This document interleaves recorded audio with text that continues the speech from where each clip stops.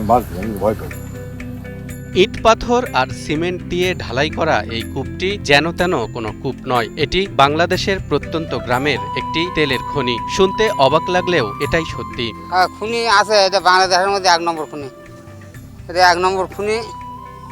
অনেক পরীক্ষা হয় ব্রিটিশের সময়, তখন এই খুনি আসছিল সামনে।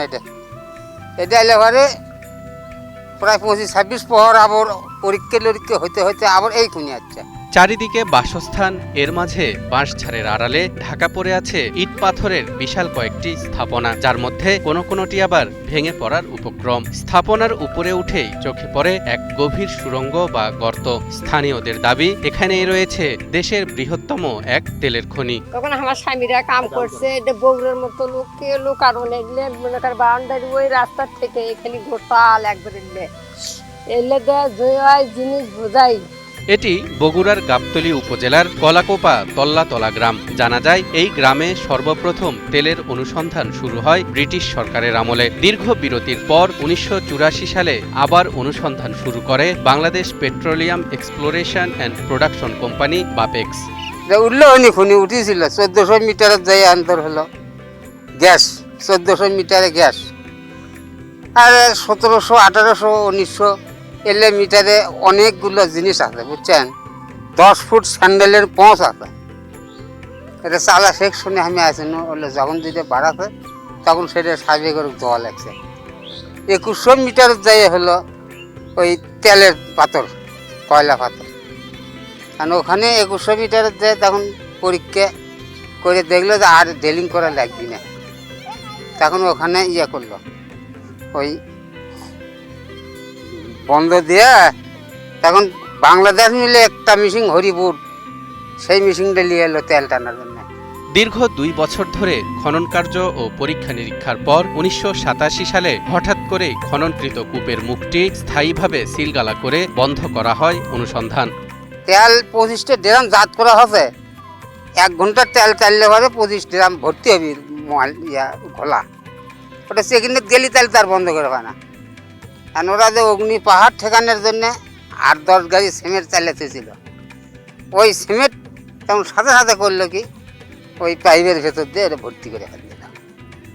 আর পরের দিনে বেনা ওটা খুনির যারা ডিএসি সাহেবেরা আসছিল, তারা কাজে রে বারে আমার কপাল খাইছি, বা আমার আর হল না।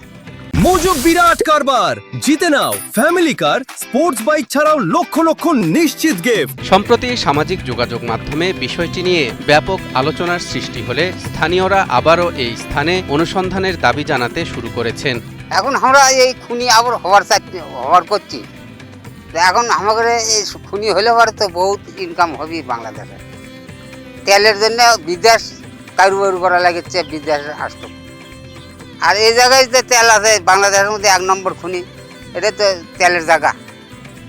আর ভারত সরকার বলে কয় যে ওটি তেল তুললে আমাদের তেল পাওয়া যায়। বর্তমানেও এই গ্রামের প্রতিটি টিউবওয়েলের পানিতেই পাওয়া যায় তেলের গন্ধ। শুধু তাই নয়, টিউবওয়েলের পানি কোনো পাত্রে কিছুক্ষণ রেখে দিলেই সেখানে পানির উপর তেল ভেসে ওঠে। এই যে পানি আপনি খেলেন, আসলে এই আপনার টিউবওয়েলের পানি কি রকম? আমি খেলাম তো একটা মনে করেন যে কেরোসিন তেলের মতো গ্যারান্টা এই। আর এই টিউবওয়েলটা আমি বাড়ির শুরুতে মনে করেন ফার্স্ট টিউবওয়েল ছিল ওই সাইডে, গাড়ার পরে কেরোসিন তেলের গন্ধ আসে। পাইপ গাড়ার টাইমে মানে বালির থেকেই কেরোসিনের গন্ধ।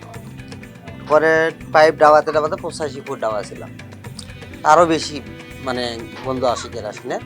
পরে ওখান থেকে টিউবওয়েল কয়েকদিন পানি ব্যবহার করার পরে ওখান থেকে আবার টিউবওয়েল ওটাই এখানে দিয়েছিলাম। এখানেও একই অবস্থা, মানে যত নিচমুখে যায় এতই খালি কেরোসিনের পানির সাথে মানে কেরোসিনের গ্রামটা আসে। সবচেয়ে বড় কথা হচ্ছে হলে পানি তুলে পরে 1 ঘন্টা পরে উপর দিয়ে কেরোসিনের তেল ভাসিয়ে দেখা যায় বাস্তবে। বিষয়টি নিয়ে সংশ্লিষ্ট মন্ত্রণালয়ে যোগাযোগ করবেন বলে জানিয়েছেন স্থানীয় সংসদ সদস্য মোর্শেদ মিল্টন। তেল খনিজ জাতীয় কোনো কিছু যদি পাওয়া যায়, এটা এলাকার এবং দেশের জন্য এটা বড় কিছু হবে এবং ওখানে আর্থসামাজিক কর্মসংস্থানের সৃষ্টি হবে।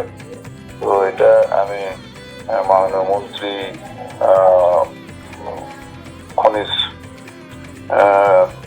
বিদ্যুৎ ও খনিজ মন্ত্রণালয়ে আমি এটা ডিও দেওয়ার পর তাদেরকে আমি জানাবো যে এখানে যেন একটা কমিটি করে তদন্ত করে যাতে নিয়ে আসে। দীর্ঘদিন বন্ধ থাকা এই খনি নিয়ে স্থানীয়দের প্রত্যাশা যেমন বাড়ছে, তেমনি বাড়ছে প্রশ্ন, কেন থমকে আছে সম্ভাবনাময় এই অনুসন্ধান? সংশ্লিষ্ট কর্তৃপক্ষ নতুন করে উদ্যোগ নিলে হয়তো উত্তর মিলবে এই রহস্যেরও।